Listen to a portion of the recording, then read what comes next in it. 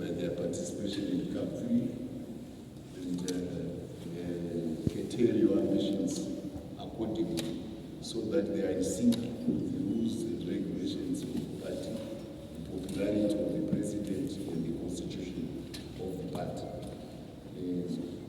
The other aspect which comes out of it is that there was anxiety by Zimbabwe's well-wishers, those who always wanted to see the country do well, and they had gone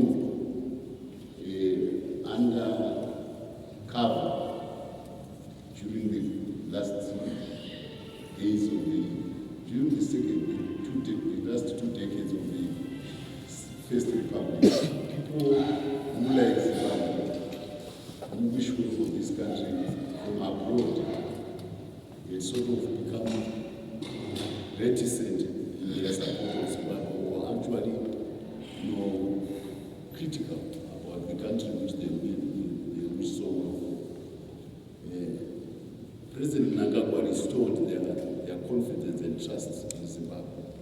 And you see it by the amount of investment which has come into the country in the last 6-7 years. Big investment. A country which had no currency suddenly now is one of the strongest currencies in the world, especially with the collapse of the petrodollar, pending collapse of the petrodollar. All the geopolitics now is about the survivability of the petrodollar, and we are now a gold-supported country. When everybody wants gold. So we now have currency. And the president has nurtured that financial evolution with dexterity to be a point where now our votes are going up and everybody is confident. Zimbabweans can relate to each other because they want currency. Without a currency, we can't even relate to each other, Mama.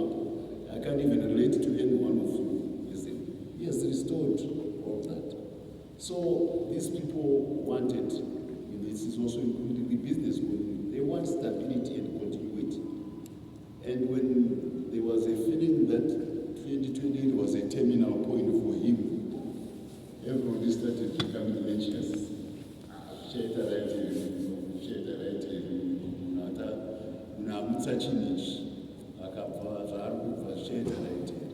So what the CAPE process has done is shown the people outside that the people of Zimbabwe want that person to be on the job.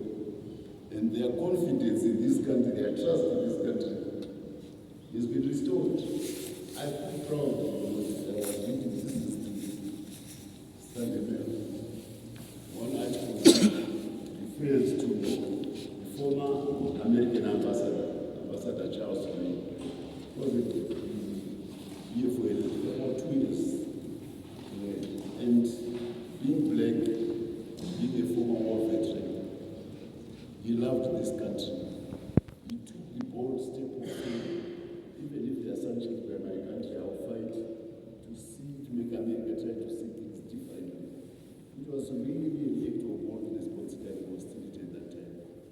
And he initiated the removal of sanctions of our two institutions, which is IBGC and RBN. He's writing an article now praising the president for his founding role on the Victoria Falls Stock Exchange, seeing it as a possible bridge about America and Zimbabwe coming together. Because what makes the world move around is capital, money, fund. That's why the presidency is open for business. You may say whatever you want, but if you don't have capital to develop your country, you are done. That's why Marx was right, Karl Marx, when he says the capital. He was right. So he's praising the president, coming out in the open, saying what Zimbabwe did with Victoria Falls is a bridge where America is.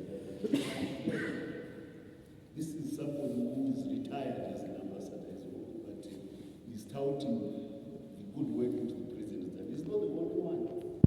We have investors from the UK, R.D. Clough, one who did Fred Rebecca. He is reaching out again to say, I want to marshal as much money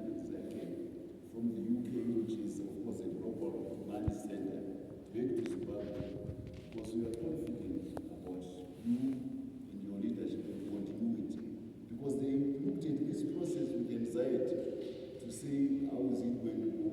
Will we